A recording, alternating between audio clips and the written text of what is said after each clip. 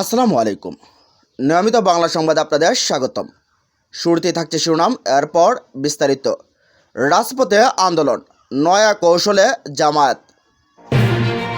এদিকে নিউ ইয়র্কের উদ্দেশ্যে ঢাকা ছাড়লেন প্রধান উপদেষ্টা ডক্টর মোহাম্মদ ইউনূস। আর থাকছে গাজীপুরে এনসিপি নেতার বহিষ্কার ও বিচারের দাবিতে বিক্ষোভ। এবং সবশেষ জানিয়ে দেব, সাবেক মন্ত্রী সাইফুজ্জামান চৌধুরীর অর্থ পাচার, 23 বস্তা গোপন নথি জব্দ। এতক্ষণ শুনছেন সংবাদ শিরোনাম, এবার জানুন পুরো বিস্তারিত। রাজপথে আন্দোলন, নয়া কৌশলে জামাত। নির্বাচনে অংশ নেওয়ার সিদ্ধান্তে অটল জামাত। আসন্ন জাতীয় সংসদ নির্বাচন ঘিরে নয়া কৌশল নিয়ে মাঠে নেমেছে বাংলাদেশ জামায়াত ইসলামী। তারা একই সঙ্গে রাজপথে আন্দোলন করছে এবং ভোটের প্রস্তুতিও নিচ্ছে। দলটির নেতাকর্মীরা জুলাই সনদের ভিত্তি ও পিআর পদ্ধতিতে নির্বাচন সহ 5 দফা দাবিতে রাজপথে আন্দোলন করছেন। এর মাধ্যমে জনমত তৈরি এবং ভোটের মাঠে নিজেদের শত্রুর শক্ত অবস্থান নিশ্চিত করাই তাদের অন্যতম লক্ষ্য। এ ধরনের নানা দাবি আদায়ের নামে রাজনীতির মাঠে অন্য দলগুলোকে ব্যস্ত রেখে নিজেদের ভোটের প্রস্তুতি সম্পন্নের মাধ্যমে নয়া কৌশল বাস্তবায়ন করতে চাচ্ছে। নির্বাচনে অংশ নেওয়ার সিদ্ধান্তে অটল নেতারা চেষ্টা চালাচ্ছে জোট বেঁধে ভোট করার। এজন্য কয়েকটি ইসলামী দল সহ বিভিন্ন রাজনৈতিক দলের সঙ্গে সমঝোতা ও চেষ্টাও চলছে।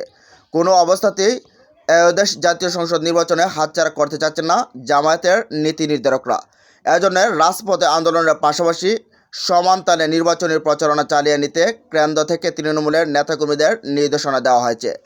দলটির বিভিন্ন পর্যায়ের একাধিক নেতার সঙ্গে কথা বলে জানা গেছে এসব তথ্য। যদিও রাজনৈতিক বিশ্লেষকরা বলছে, আসন্ন নির্বাচন নিয়ে কৌশলে পা ফেলছেন জামাত। রাজপথে আন্দোলন তাদের নির্বাচনী কৌশলের অংশ। সরকার ও বিশেষ একটি দলের উপর চাপ রেখে ভোটারদের মাঠ সাজাচ্ছে জামায়াতের দায়িত্বশীলরা।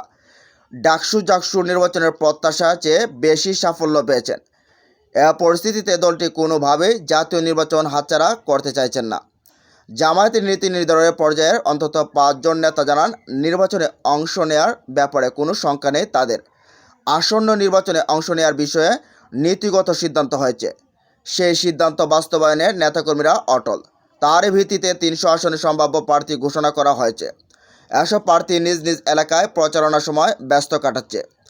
গণসংযোগ, মতবিনিময় সভা এবং উন্নয়ন ইস্যু নিয়ে জনগণের কাছে নিজেদের প্রার্থী তুলে ধরেছেন। জনগণের আস্থা অর্জনের কাজ করছেন। তরুণ ভোটারদের টার্গেট করে অনলাইন ক্যাম্পেইনের প্রস্তুতি চলছে জোরেশোরে। জামায়াতের আমির ও সেক্রেটারি জেনারেল সহ সবাই নির্বাচনী মাঠে বেশি সময় বের করছেন। 5 দফা দাবিতে আন্দোলন করলেও এটা নির্বাচনেরই কৌশলের অংশ। এ প্রসঙ্গে বাংলাদেশ জামায়াত ইসলামীর সহকারী সেক্রেটারি জেনারেল হামিদুর রহমান আজাদ বলেন, আমরা নির্বাচনে অংশ নেওয়ার জন্যই এত কিছু করছি। আমাদের ইতিহাস কি, আমরা সংসদে ছিলাম, আবারও রাজপথেও মিছিল করছি, সেই মিছিল থেকে আবার সংসদে গেছি। এ কারণেই বলছি, রাজপথে আন্দোলন তো থাকবেই, কারণ জনগণ ও দেশের ইস্যু ছাড় দেওয়া যায় না। আমরা বলি সংস্কার চাই, সংস্কারের ভিত্তি হবে, সব হবে।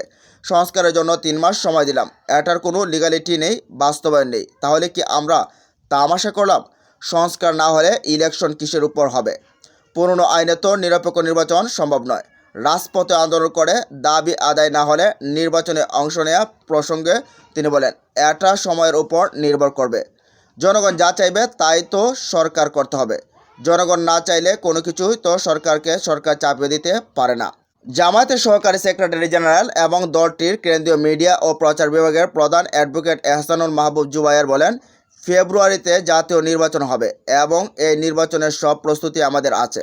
রাজপথে আন্দোলন প্রসঙ্গে তিনি বলেন, আমরা বলছি জুলাই সনদের ভিত্তিতে জাতীয় নির্বাচন হতে হবে। এর সঙ্গে আমাদের দাবি হচ্ছে পিআর পদ্ধতিতে যেন নির্বাচনটা হয়।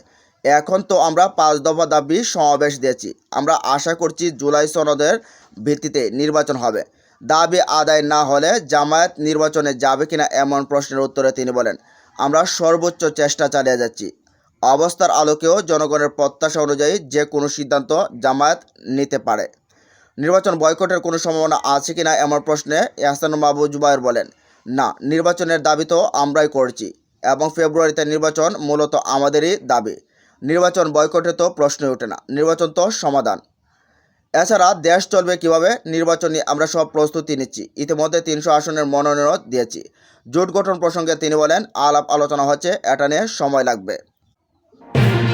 এদিকে অন্তর্বর্তী সরকারের প্রধান উপদেষ্টা অধ্যাপক ডক্টর মোহাম্মদ ইউনূস জাতিসংঘ সাধারণ পরিষদের 80তম অধিবেশনে যোগ দিতে আজ রাতে যুক্তরাষ্ট্রের নিউ ইয়র্কের উদ্দেশ্যে দেশ ত্যাগ করেন।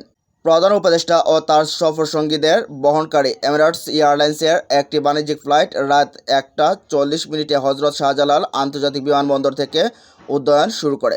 প্রধান উপদেষ্টার প্রেস সচিব শফিকুল আলম বাসসকে এ তথ্য নিশ্চিত করেছে। সফরসূচি অনুযায়ী অধ্যাপক ইউনূস 22 সেপ্টেম্বর নিউ ইয়র্কে পৌঁছবেন এবং 26 সেপ্টেম্বর সাধারণ পরিষদের অধিবেশনে ভাষণ দেবেন।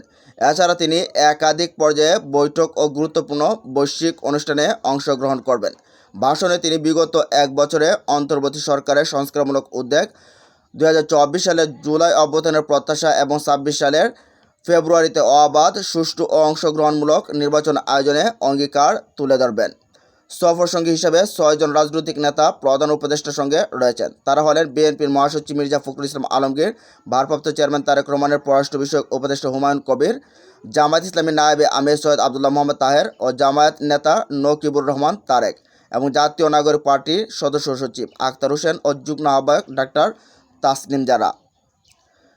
পররাষ্ট্র মন্ত্রণালয় জানিয়েছে, বছরের অধিবেশনে বাংলাদেশের জন্য গুরুত্বপূর্ণ।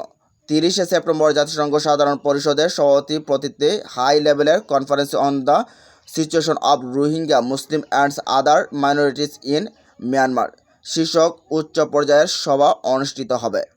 এটি জাতিসংঘের রোহিঙ্গা সংকট নিয়ে প্রথমবারের মতো এমন একটি উচ্চ পর্যায়ের বৈঠক।